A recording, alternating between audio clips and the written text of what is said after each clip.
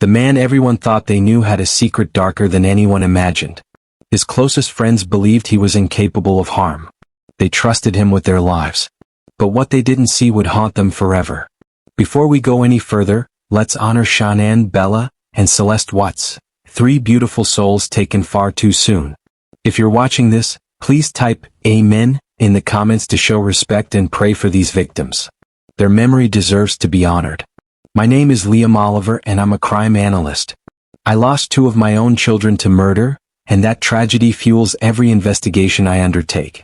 The work I do, digging through court documents, filing FOIA requests, traveling to crime scenes, gathering information piece by piece, it's exhausting. Some days I want to quit. But then I remember victims like Shanann, Bella, Celeste, and my own children. I can't stop. I won't stop. Their stories need to be told. Before we continue, drop a comment below and let me know where you're watching from. I love connecting with viewers from all over the world. The Celeste Watts tragedy has left the world stunned for years. Most assume they've heard everything, but fresh scrutiny is now falling on those who knew him intimately, his colleagues, his companions, and his trusted inner circle.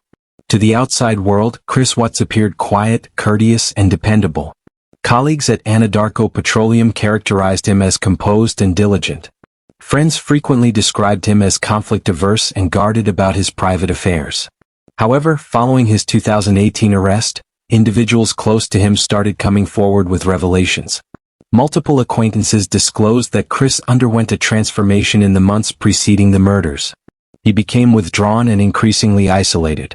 Significant weight loss, obsessive exercise routines, and emotional disconnection became apparent. Co-workers observed his distraction at work. Others remarked on his decreased mentions of family, something previously commonplace in his conversations. Among the most scrutinized connections during this period was his workplace relationship with Nicole Kessinger. Law enforcement confirmed their involvement prior to the crime, conducting extensive interviews and examining phone records. After thorough investigation, authorities confirmed she faced no charges and was never designated a suspect. Chris's long-term friends later confessed to overlooking warning indicators. Following his admission, several expressed profound shock and guilt, feeling they should have detected something amiss. In recorded interviews, friends explained how Chris habitually concealed his feelings. He seldom shared personal struggles. Even those closest admitted they never envisioned him capable of violence. Presently, many former associates have retreated from public view. Some adopted new identities. Others abandoned social media entirely. The case irrevocably altered their existence. What remains undeniable is this. Those nearest to Chris experienced the same astonishment as the rest of humanity. They believed they understood him. They were wrong. And that reality continues to torment them. In a revealing phone conversation, Colorado Bureau of Investigation agent Matt Saylor spoke with one of Chris's oldest friends, someone who'd known him for nearly 3 decades. This friend, now serving in the Navy, recounted a friendship spanning from childhood in North Carolina. Their final communication occurred just before Chris's confession, a simple text exchange where the friend expressed concern and offered support. Chris's response was brief, "Thanks, man." The friend disclosed that in the weeks before the murders, he'd been aware of escalating family tensions. Chris's mother, Cindy, had contacted him distressed about another confrontation with Shanann, this time involving an alleged chocolate allergy incident with their daughter Cece. According to Cindy's account, Cece consumed an entire bowl of chocolate candies, prompting Shanann to accuse Cindy of attempting to harm the child. The argument culminated in Cindy demanding Shanann leave her home, fearful the incident would permanently damage her relationship with Chris. More troubling was what the friend revealed next. Chris had texted him stating he planned to separate from Shanann, claiming he'd finally witnessed the true side of her that his family had been warning about for years. When pressed for specifics, Chris offered none, only cryptic references to finally understanding what his family meant. The friend admitted that while he'd always found Shanann pleasant during their interactions, Chris's family had consistently expressed reservations, describing her as shady and conniving, referencing alleged past indiscretions and financial improprieties. Yet despite these family concerns, the friend emphasized he never personally witnessed this alleged darker side. "Every time I saw them they seemed fine," he stated. What struck investigators most was the friend's characterization of Chris. He's always been a quiet guy, the type who'd do anything for you. He loved his daughters very much. I've never seen a mean side to Chris. Ever. This description, of a gentle, devoted father and loyal friend, seemed impossibly at odds with the man who would confess to annihilating his entire family. The friend acknowledged that in recent years their communication had diminished. How did you know Shanann and Chris? Me and Chris have been best friends for almost 25, 30 years. So I've been in and out of their lives quite a bit over the years. I've met Shanann on multiple occasions. I've met their daughters multiple occasions, and me and Chris would stay in contact via a phone call or a text message, or if they we'd go see each other.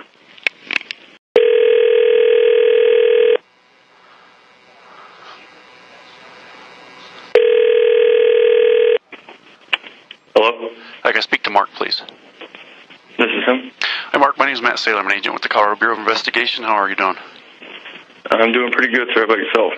Doing good, thanks. Hey, the reason I'm calling is we're doing some follow-up on the Watts case, and it's my understanding that you are a friend of theirs. Is that correct? Yes, I am. Okay. Would you have a couple minutes to speak to me about it? Yes. Okay. First of all, let me get some identifying information from you. Okay. What is your last name? My last name is Jamieson. How do you spell it? Jamieson. Okay. And date of birth for you? Best phone number to get a hold of you? Yes, it is. Okay. And how did you know Shanann and Chris? Me and Chris have been best friends for almost 25, 30 years. So I've been in and out of their lives quite a bit over the years. I've met Shanann on multiple occasions. I've met their daughters multiple occasions, and me and Chris would stay in contact via a phone call or a text message, or if they we'd go see each other. Okay. So were you friends with Chris before he met Shanann?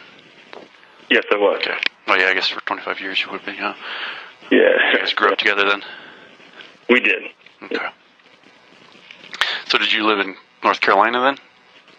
Yes. Okay. What takes you out? I believe when, I'm in the Navy, so I got stationed out here in okay. South. Yeah. Okay. When's the last time you talked to Chris? I talked to him, I think it was Tuesday before that Wednesday he had confessed. And it was just through a text message. Okay. But that was the last time I had contacted him.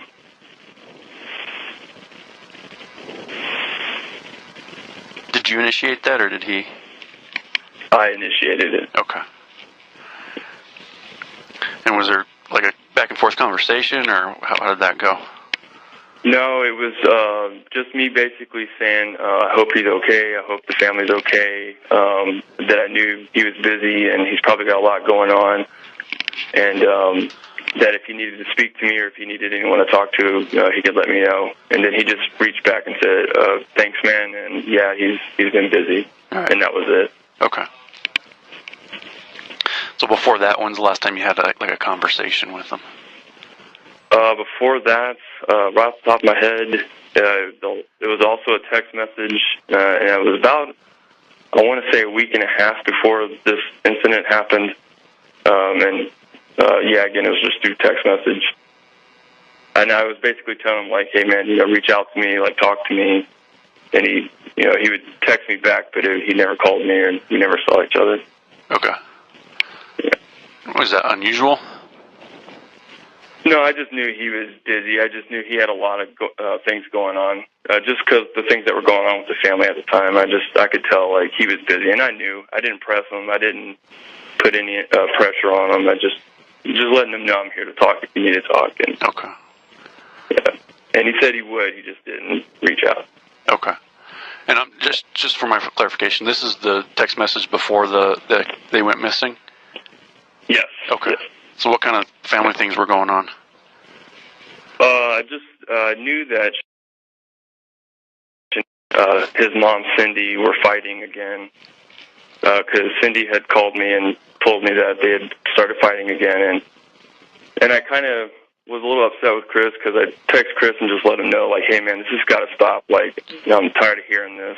And he reached back to me and said he understood, he knew what was going on, and he kind of clued me in on him and Shanann are going to separate and get a divorce. And then that's when I told him, like, well, I'm here if you need to talk, man. And he said he would reach out to me some more, but he never really did after that. Okay. Yeah. What were Shanann and Cindy fighting about? She said that, and this was coming from Cindy, that Cece had a food allergy to chocolate, and I guess Cece ate a whole bowl of Hershey Kisses, and Shanann came into the living room and was just yelling at Cindy and, telling her she's trying to kill her baby or something like that because of the food allergy. And Cindy had no idea, and she claimed she had no idea about it. And they had this huge argument, and she ended up kicking Shanann out of the house, telling her, to leave. And then shortly after that, Cindy called me crying and afraid, because she was afraid she had just lost Chris, that, Shanann was going to, turn Chris against her, like what has happened in the past. And okay. So she had called me crying and just letting me know, and then that's when I just text Chris, like, hey man, like, what's going on, dude? And yeah. Okay. You said that in the past Shanann's turned Chris against Cindy. What can you tell me about that? Yeah, so right around the time when they were engaged, I believe, Chris and Shanann were engaged, this huge fight between Cindy, Jamie, and Shanann was taking place, and they all felt like Shanann was trying to turn Chris against the family. And for a little bit there, Chris was on Shanann's side, not really defending his family. But I guess over the course of a year or two, they ended up patching things up, and they finally made amends, and they had back to a talking relationship again. And then this happened, and so it was like we were basically going back to square one. Gotcha. And so could you tell, was Chris taking Shanann's side again in the fight about the food allergy thing? Yeah, so Cindy did say that Chris initially was on Shanann's side, like he was upset with his family. But then out of nowhere, Cindy did text me or call me again and say that Chris has decided to separate from Shanann.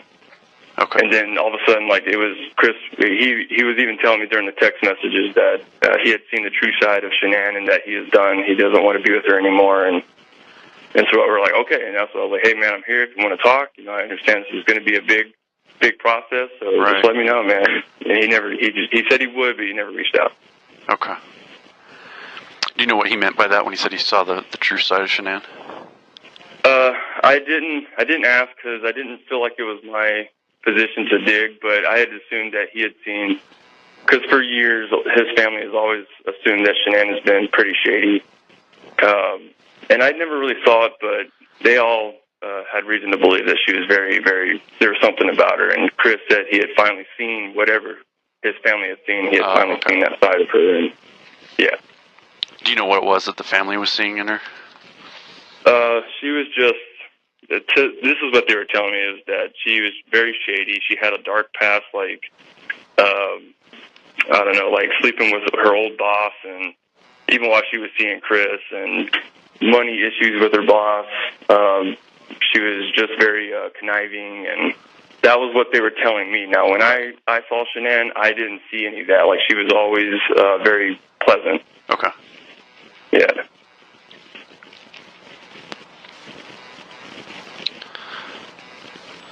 So you never had any issues with Shanann? No, I mean, I never saw that side. I didn't really trust her just because of a lot of things that were being said. Right. Yeah, but I never actually physically saw anything. Okay.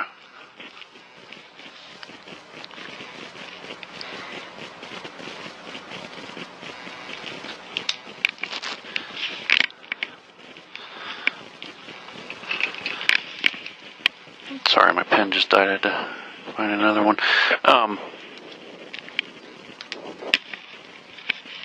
So he never really gave specifics about what he saw or the reason he was wanting to separate. He did not. I was basically letting him know about the conversation that I had with his mother, just cluing him in on what his mom was saying about Shanann, and he was not really confirming it, but confirming it that, yeah, I've seen that part of Shanann, but he never said exactly what he saw. He just said, I've seen that side of her, I've seen the true side of her, and I'm done. Okay. I was like, okay. In your conversations with Chris recently, have you noticed any change in him? No, just in his eyes, I could tell he looked stressed. He looked wore out. But he's always been Chris. He's never been anything but that. Like, no signs of a dark side to him or anything. Chris has always been a nice guy. Always been a good guy. He's been a great friend. Okay. Even when I saw them in San Diego, Chris was still Chris. Like, he was your average, typical Chris. Yeah. How long ago was that? I believe that was in June, or no, not June, excuse me, July. I can't remember off the top of my head, but they came down for a trip, for a company trip. And okay. They only stayed for like a weekend, but I went down to see them one day. Okay. Are you pretty close to San Diego? I am. Okay. I've never heard 29 About. It's in the middle of the desert, and it sucks, but oh, really? I'm about 3 hours. Yeah, I'm about 3 hours from San Diego. Oh, okay. So you're in the Navy in the middle of a desert? Yeah, I'm a Navy corpsman, so we're stationed with the Marine Corps. Oh, okay. Anytime we do their medical, so we have to. We do their medical for them. But so anytime wherever the Marines go, we go. Gotcha. And they give me orders out here to the desert. Okay. So what was your opinion of Shanann then? Initially, I liked her. I remember when Chris first met her, he was so excited about it, and I was excited for him. But over the years, like I said, the family had really, Chris's family had really had an issue with her, and she had an equal issue with his family, and it's just kind of, I started to get the uneasy feeling that they were getting. But again, like, I never really saw anything that they were seeing, because I think they were more close to her than I was. I was just Chris's friend, and they're the family. They're on that constant form of contact. But for me, every time I was there, I went to their house, or they would come see me, or we would text or talk. Like, they were always good. They always seemed fine. And Shanann never really exhibited anything that they were claiming, but there was always, after a while, there was that uneasy feeling about her, like something has to be there if everyone's got such a problem with it. Okay, but you never saw anything yourself? But I never actually saw it. Okay. Did Chris ever tell you about any of those things that he also saw in her that her family was talking about? He did not. Okay. And again, I didn't press, because I didn't want to dig into his personal life. Right. Yeah. Okay.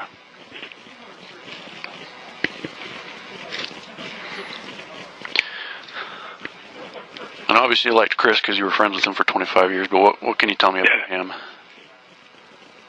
Chris, he has always been a quiet guy. He only opens up to the people that he's comfortable with. He's the type of guy that would do anything for you. He'd bend over backwards for you, and he's been there for me multiple times when I went through issues with relationships or whatever. Like, Chris he's been a brother to me, big time, and I still love him as a brother. Like, this all comes as a shock, but still, like, Chris is a good guy, and the way the media is painting him out to be, that's not Chris at all. Yeah. Okay. Yeah. And he loved his daughters very, very much.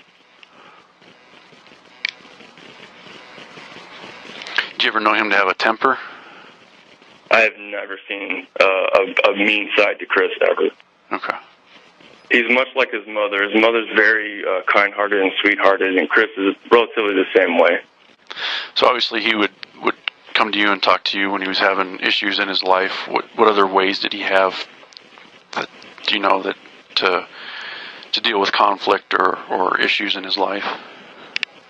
For these past couple years, him and I haven't really talked much. I would say like the past 3 or 4 years. But if he was truly going through something serious, he definitely would have reached out to me. But I know he also had support wherever he was in Colorado. There was also his friend base that he had in Colorado that I'm sure he probably reached out to them more than he did with me. But yeah, I mean, but ultimately his whole, to my understanding, his whole routine was basically just go to work and take care of the girls. Okay. Do you know who his friends are here in Colorado? I do not. Okay. I've never met any of them. Okay.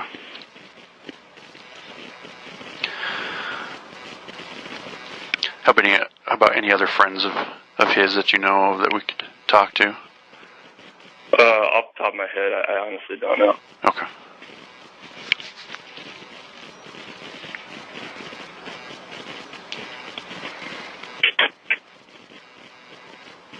Because I think a lot of the people he knew, Shanann had known. I'm sorry, say that again? I said that a lot of the people that Chris knew, Shanann knew. They were Shanann's friends. Oh, okay. Gotcha. Yeah.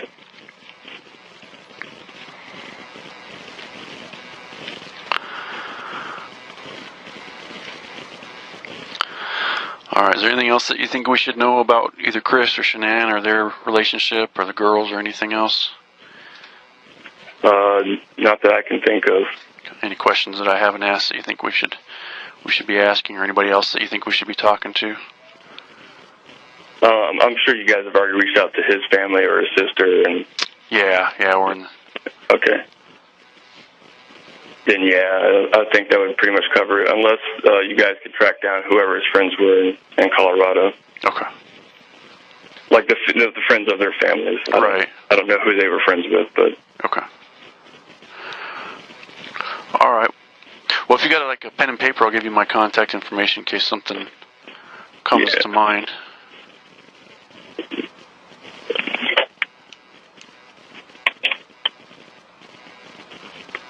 Okay, go ahead. My name is Matt Saylor, Sailor. Okay. Just like the Navy. Yeah, right on.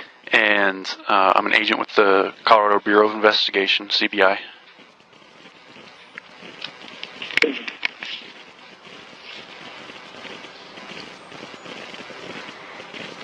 Do you have a phone number or anything? Yep, 303. So if any other information comes to mind, you know, something you think we should know, something you forgot about, or other people you think we should be talking about, feel free to reach out to me and give me a call. We'd like to have as much information as possible, so anybody that we can talk to would be good. Absolutely. I do have a question for you, and without you, I guess, divulging anything that you can't, am I expected to be appearing in court or anything, just because I have to let my chain of command know that they're already tracking about this issue, and I just have to let them know if I'm going to be making an appearance? I wouldn't anticipate that. Obviously, those decisions are made by the district attorney, but and I can't say what evidence they're going to use, what witnesses they're going to use, but it's not like you have any. I mean, it's all important information, but it's not, Yeah, like, is it going to make them innocent? Is it going to make them guilty? So, yeah. So, I mean, you'll go into my report as a witness just because I talked to you, but I wouldn't anticipate you having to be called for trial. Okay. But I can't rule it out, obviously, so. Right. Any other questions I can answer or try to? That's it. Okay. All right. Well, I appreciate your time. Appreciate you talking to me today. Yeah. Thank you very much. All right. Thank you, sir. Have a good day. All right. You too. All right. Thanks. Bye. Yep. Bye-bye.